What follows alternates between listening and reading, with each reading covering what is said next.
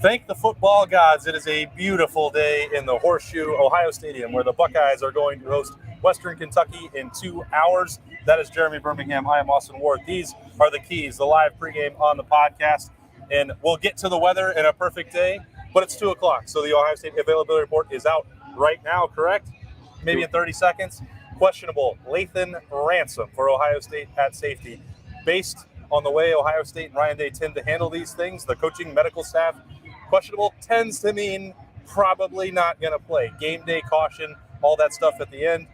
So we've talked all week about Ohio State's secondary, this first true test against the Western Kentucky passing attack, and then their most veteran, most reliable, key safety, probably I would say not going to play. Now we will monitor that in the next 2 hours, see what that means, but he's the only one of note that's on this list. Yeah, and it's of note because, as you mentioned, you're playing against the best passing team that you faced this season, a team that likes to just throw it all over the place, and Lathan Ransom is the guy that's played the most football back there. So it's a big opportunity for Sonny Styles.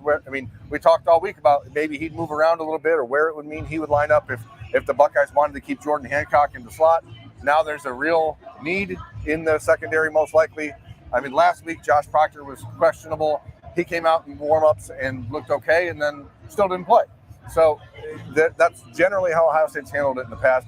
Malik Hartford, Josh Proctor are expected to be back. So as long as Proctor's back, the interesting thing is how you line those guys up because none of them are necessarily ready to play that adjuster role that Ohio State needs someone back there for.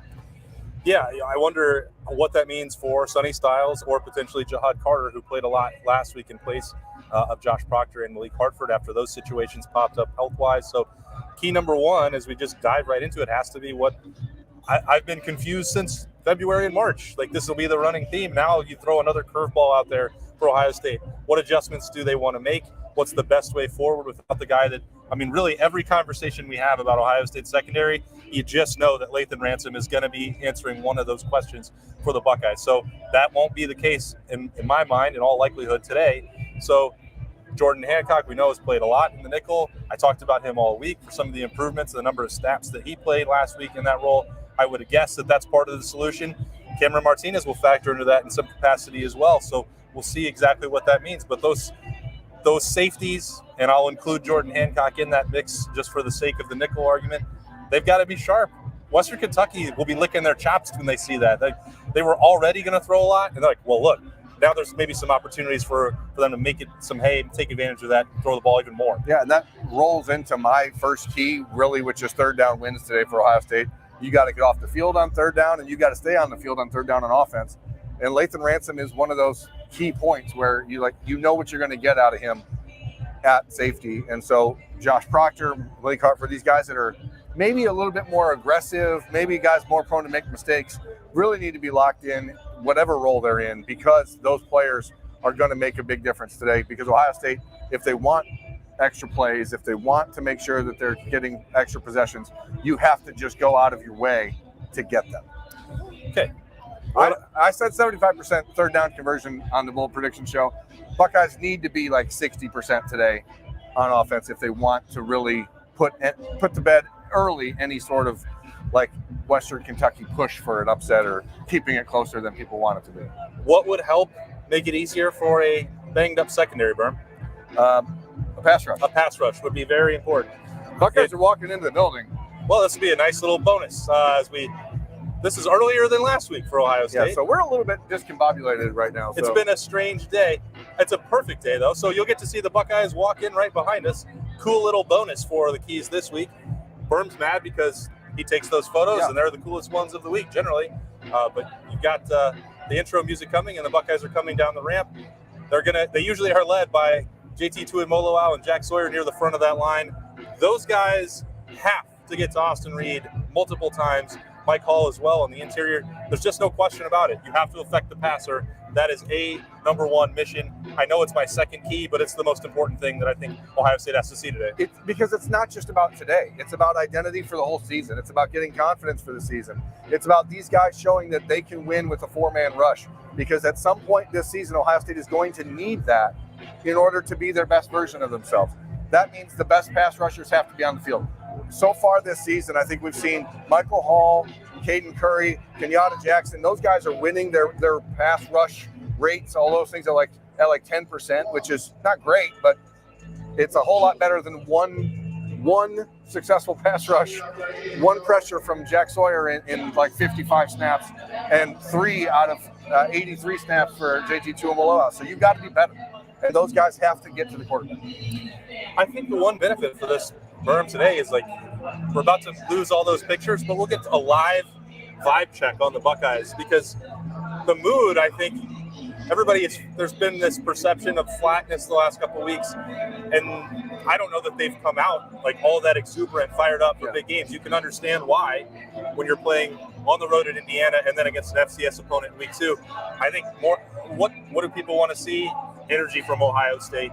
Take care of the business as early as possible. Like, I still don't know that means that they're going to come out and just absolutely blow the doors off Western Kentucky. That spread did go up throughout the week, and it's closer to 30.5 and 31 now. I think there's an expectation that Ohio State will do that and have its way with a team that has much more talent than. But part of that is, like, are you going to continue to rise and see a build? It's not just in terms of execution between the lines, but with the energy and juice that they play with. And, I mean, if you wear a red suit like that, like the head coach is right now, you'd expect that to be a tone setter. Yeah, and to me, like, setting the tone early is what it's about. And you do that by letting Kyle McCord, now the unquestioned starter at quarterback, come out and let it rip. Throw the ball around, let him get some confidence early, and let the offense get some swagger back, because they have, I mean, Kyle Look McCord, at the swagger of this quarterback. A turtleneck with a plaid suit, very interesting by Kyle. These guys are always interestingly dressed, no doubt. But I want to see the Ohio State offense dress down Western Kentucky today. Ooh. I want to see them come out and make sure Western Kentucky knows that there's pressure coming from Ohio State, not just on defense, but on offense. That means throwing the ball down the field, into verticals, keeping the field spread, doing whatever you got to do. Just don't come out and feel like you have to run on 3rd down and 1. Go out and just make sure that Kyle McCord knows this is his offense, and let him do the things that he's capable of doing. Okay. What else? The weather is perfect, by the way. Yeah, it is a beautiful day. I think the other thing for me, ultimately today, is the running game, because this is a team in Western Kentucky that should not be able to stop the Ohio State run game. The offensive line talked all week about violence and being more assertive and coming out and making sure they establish the tone of this game. And if they come out and are letting players in the backfield, allowing Kyle McCord to get pressured, that's a big red flag for me. So to me, offensive line, violence, dominance, Ohio State quarterback letting him be himself and opening up that playbook ahead of the Notre Dame game next week. And defensively, it's about the pass rush and getting off the field on 3rd down. All right, here comes Lathan Ransom into the stadium for Ohio State. What color is that, Berm? I don't know what to call that. It's like mauve. Mauve, all right. He's got a little pep in his step. I don't know if it's pep. He's got tennis shoes on. That's pretty uncommon. He's springy for most of these guys. A little seemingly a limp. So, again, we don't know specifics of what that injury is at this point. We're certainly going to try and find out what it means for him today, but probably way more importantly for next Saturday with a bigger test coming for Ohio State. But he did not.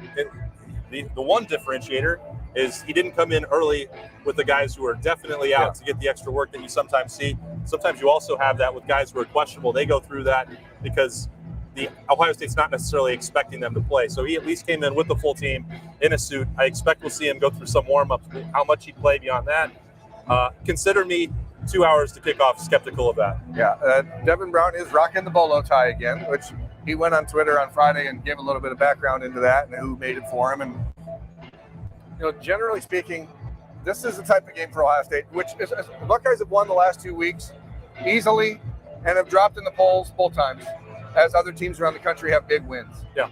This is a national game at 4 o'clock on Fox. Everyone will be watching the Buckeyes because it's what they do, and there's a lot of people out there who are wanting to see Ohio State stumble. And I think this is the type of afternoon where there's just no excuse for the Buckeyes not to come out and to lay them and put an absolute whooping on Western Kentucky. If you're listening and you're close, and you can look on whatever ticket site you say, oh man, I could still get in. Absolutely do it. Yeah. Because, my goodness, when you have a number night game on the docket and you have a day like this, even if you just want to come and hang out in the parking lot, the tailgate seemed a lot more lively, I thought, than a week ago. Maybe that's where the juice will come from with the stands here. Like, I understand why it's hard for the fans to get up for Youngstown State as well.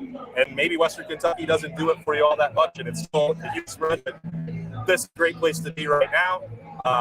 Really improved the mood that we got to hop in Gene Smith's souped-up golf cart for a ride over from Tunnel Garage. So maybe that gave us a different scene for what it's like out there. Enjoyed that too. But gonna be perfect, gonna be fun. You don't get unlimited opportunities. Nope. This is the quarter point of the regular season already. How fast does it go? It's why the conversation about is Ryan Day treating this like a preseason is so important, because it's not the preseason. You can treat it like that, but if the regular season starts a week from now, then today needs to be your best warm-up game, and you needs to be the best performance we've seen by Ohio State. I don't particularly care if they win by 60 points. I want to see improvement. I want to see consistency, and I want to see the offensive line and defensive line dominate an outmatched Western Kentucky team. That's it. All right. We are going to get back to our normal responsibilities that we've already shirked on the walk-in. Maybe it worked out better. I don't know. Maybe you wanted to see the live walk-in behind us. Weird. Today just feels weird, but it's cool. All right. It feels weird for us, not for anyone here. Yeah, that means it'll probably be the opposite of the last couple weeks. We're just discombobulated a little bit. We're a little just off. Go blow them out. But we'll see. This has been the live pregame show, The Keys on the podcast. Thanks for joining us. We have full coverage, of course, as always, coming after this game, which kicks off at 4 o'clock in the Horseshoe. It's Ohio State and Western Kentucky, but I'm sure you already knew that. He's Birmingham, I'm Austin. We'll talk to you then.